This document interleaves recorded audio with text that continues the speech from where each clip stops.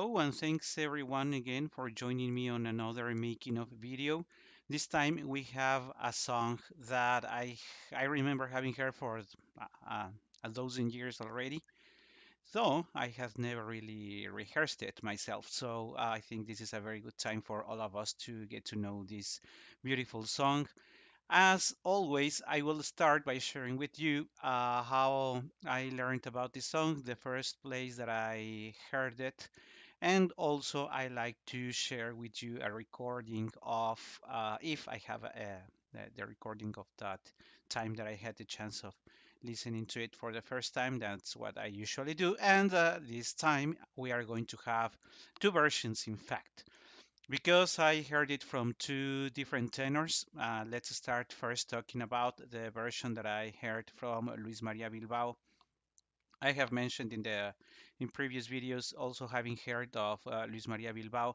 Unfortunately, there is not been or there were not many recitals concerts the time I was younger, and I had the chance of being there. So it's very unfortunate that I have not much more evidence of his videos. But there is, if you have taken a look at the channel, you may have realized that I have, in fact, a full one of those concerts and this is about the one that he had at the Palacio del Arzobispado in Mexico City. So I believe that I can give you the reference of where it is in the playlist of. In fact, the playlist is the conciertos at the Palacio of el Arzobispado. So you will have the chance of seeing it yourself, the extreme passion that he has when he is singing. So what we are going to do, as in the previous cases, I am going to be sharing with you that recording. Apparently, there is no copyright restriction on it, so we will have the chance of listening to the two versions. And we are going to start with Luis Maria Bilbao's. If you agree, let's go ahead and listen to it. Oh, maybe before I do that, I think it would be a very good time for me to share with you on the screen the score that I used. So let's go ahead and listen to Luis Maria's absolutely extraordinary version of Ay Ay Ay.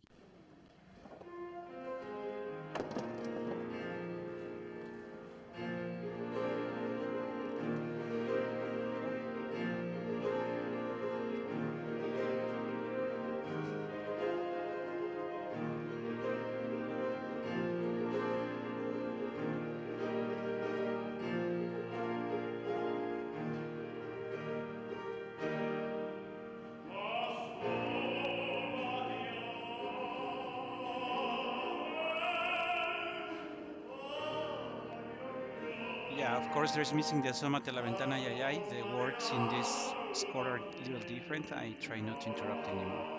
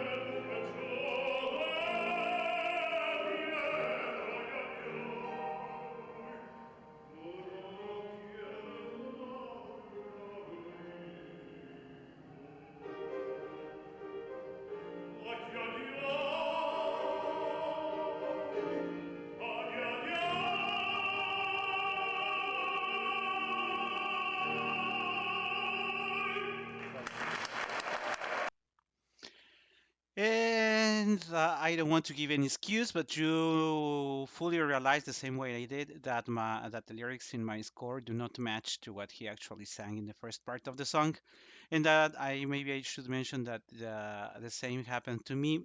My version is a little longer, so I did a little research, I investigated, and so I completed my score on a number of rounds and repetitions, so that you may hear I realize that the words are different, but that's just to go back to Luis Maria's. You may have realized the intensity of his voice, of his singing, how he goes up and gives full power and volume to some notes, and then goes very low and intimate and the sound of his voice. But now it's time to go for the second version that I have in mind, and I will make a couple of additional notes at the end of the interpretation. This time it will be, of course, Rodolfo Acosta. You have heard from him in the past. Also, I have made some comments as he inspired or he made me fall in love with several songs, and one of them is, of course, Ay Ay Ay. So this is the second version. Let's go ahead and listen to it.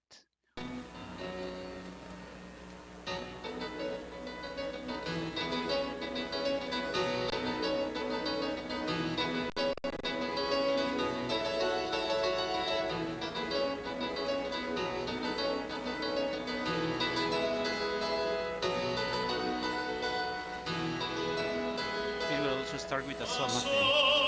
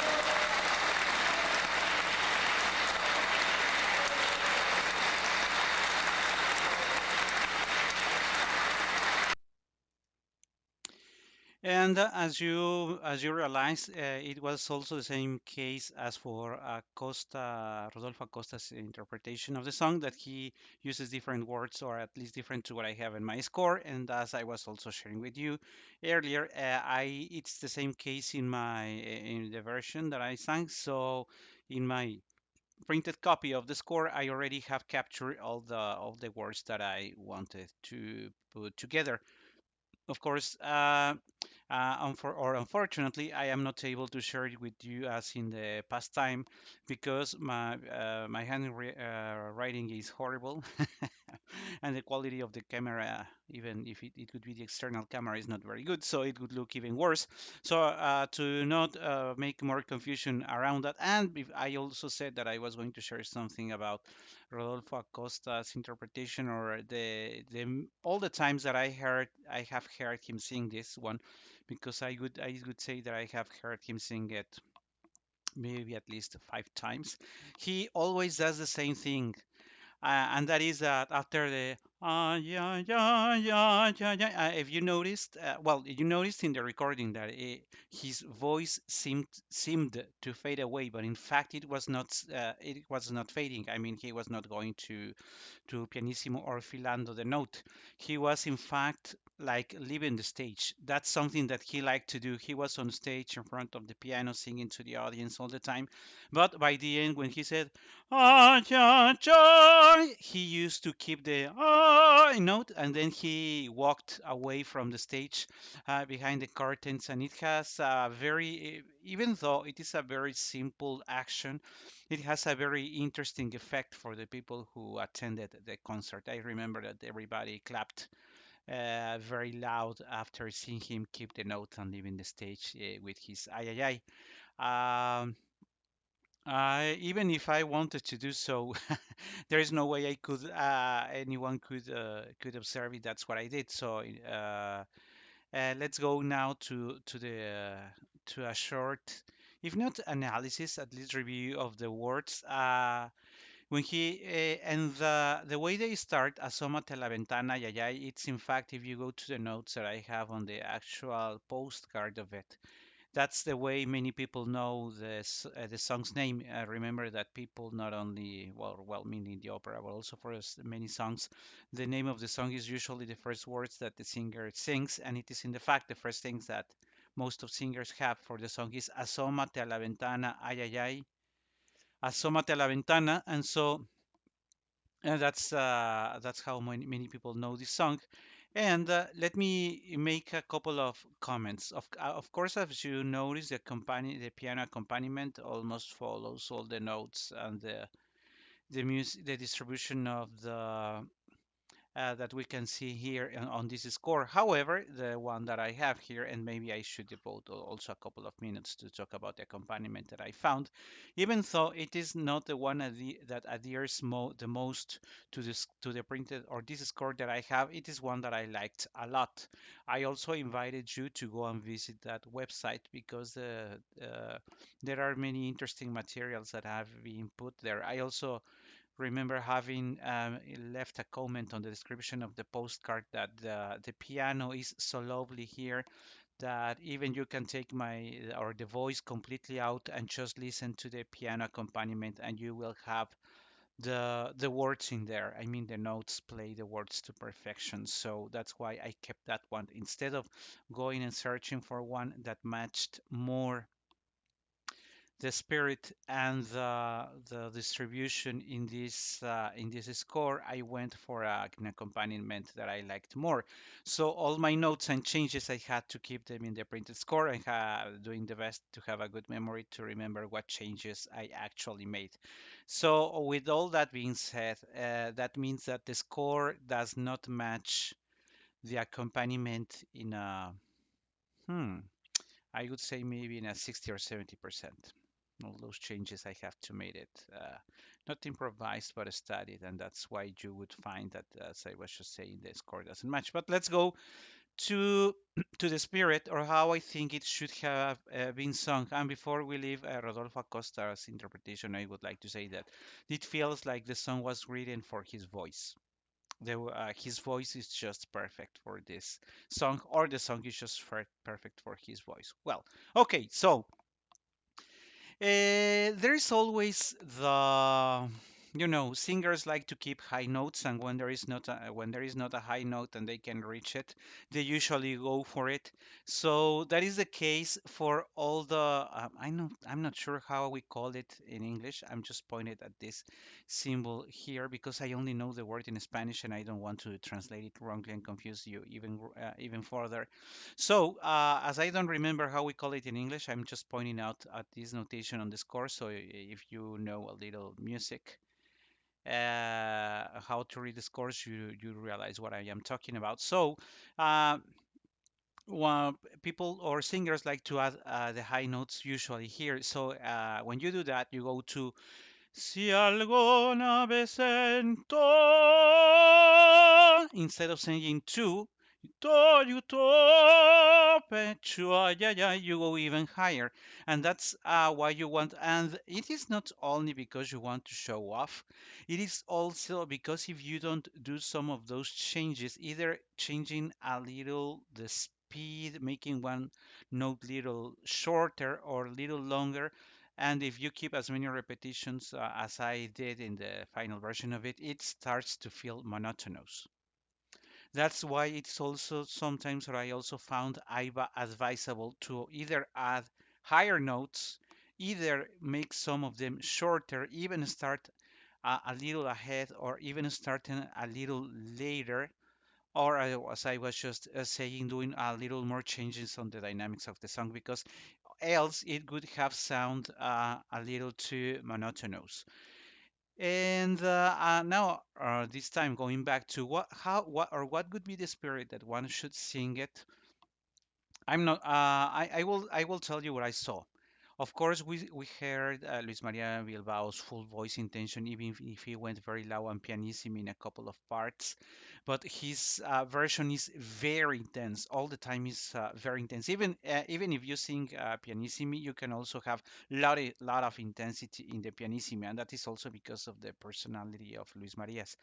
And when you listen to Rodolfo Acosta's, you listen to a beautiful lyrical voice of a tenor going full voice most of the time and making some nuances here and there.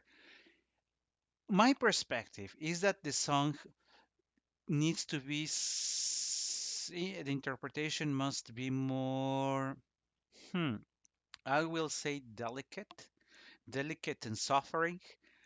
Like when you start, let's take this phrase for example, El amor mío se muere, ay, ay, ay. You can go with the complete or the full voice. El amor mío se muere, ay, ay, ay.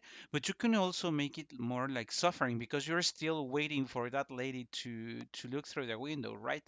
So I think that it is also acceptable to say, or I found it acceptable to say, el amor mío se muere, ay, ay, ay. If you notice, there is a very huge difference between what I just did and what it is usually done. El amor mío se muere, ay, ay, ay. Paloma del alma mía. And when you go to the repetition, as I was just saying, it can look or feel like a little monotonous when you repeat when El amor mío se muere, ay, ay, ay. So if you go higher on this note, the second time don't do it the same.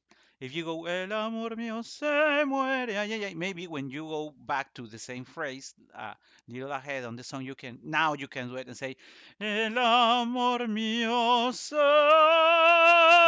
muere, ay, ay, ay. In this time, if you keep the notes taking advantage that you made a higher, longer note, se muere, ay, ay, ay.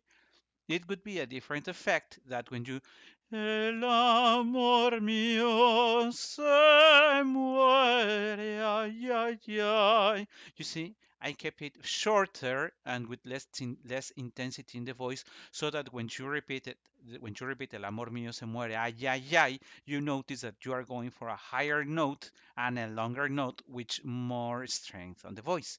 That's how I try to give variations. Just let me repeat myself once again so that it doesn't sound too monotonous, like you're repeating the same time, the same thing several times with no change whatsoever. And I think, and I remember that I have heard that recommendation or comment from Maria Callas in her master classes. You know that there are recordings of what she actually suggested to the singers who were so lucky to have taken her master classes. And so that's what I kept in my mind. Now going back, or going back, yeah, to the score, but jumping, making a huge jump into the final. Since my thoughts were similar to what I just shared with you. If you were ja, ja, full note for keeping it for longer, full voice. And how is it different if you say ja, ja, and then making a filato on the note?